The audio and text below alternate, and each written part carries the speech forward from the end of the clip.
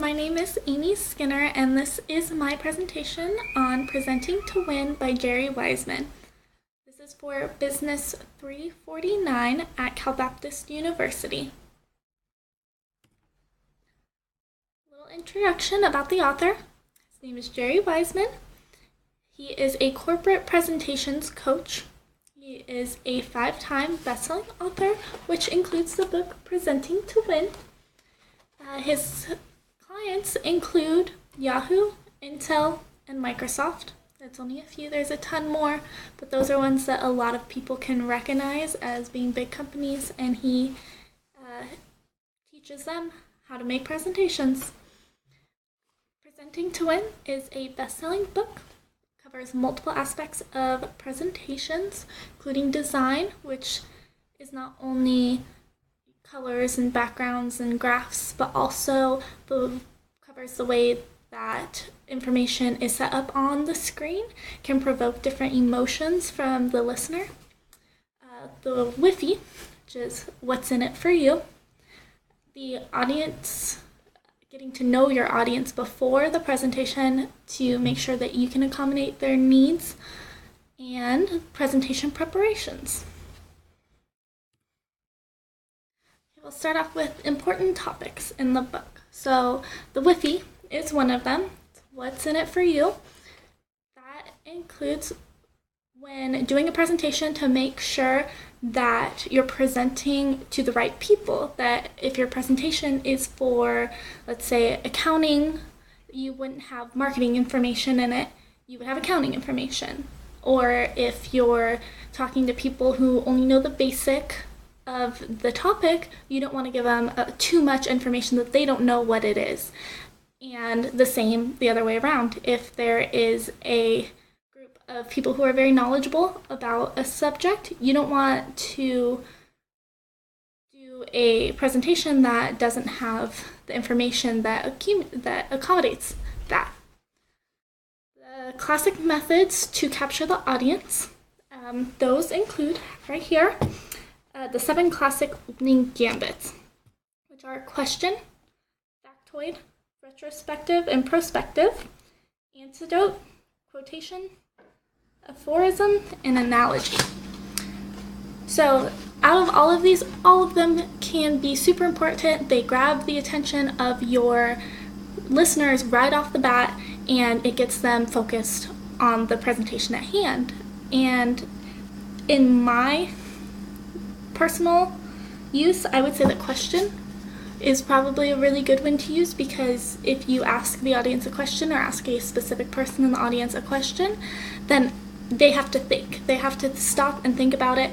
If you do a factoid or something like that, it does capture the attention, but I feel like a question kind of captures it and keeps it because it makes them think right off the bat. The last one is preparations leading up to presentation day.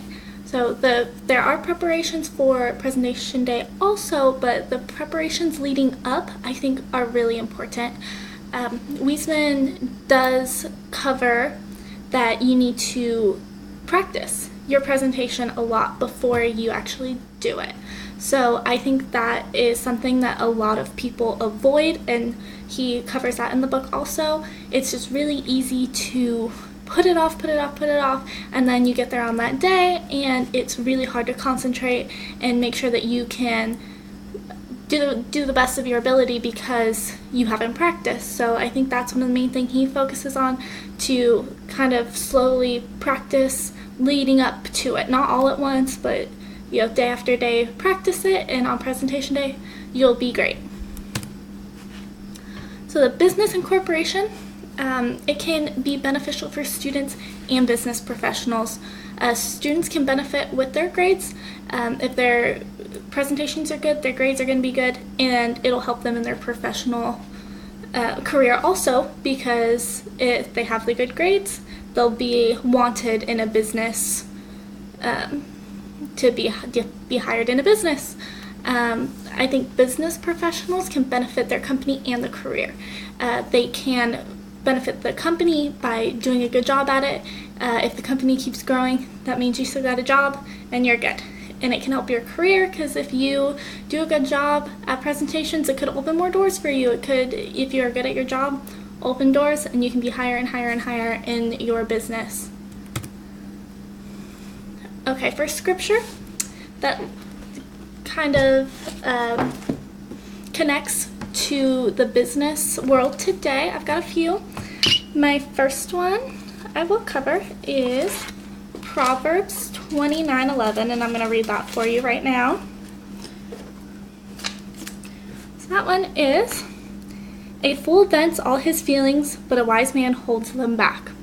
I think that one really connects to the business world, because you deal with a lot of people in business, and you want to make sure that you don't say anything that you don't mean, that if you get mad in a situation, to kind of hold back, let yourself calm down, and then go forward with it, because it can really ruin you and your career if you don't think before you act. So I think that's a really good one. Next one I'm going to cover is Joshua 1:9. And for that one we have I not commanded you? Be strong and of good courage. Do not be afraid, nor be dismayed, for the Lord your God is with you wherever you go." This one, God is with you. You have to trust in Him to help you along your way, and as long as you have God in your life, you will go places. My last one is Matthew 7:12, and we have, "Therefore, whatever you want men to do to you, do also to them, for this is the law and the prophets." That is kind of like the golden rule. Do unto others as you want others to do unto you. That one will help you in business. It'll help you in life. I think all three of these are really helpful, that if you're in the business field, to keep these in mind. And there's my references. All right. Have a good night.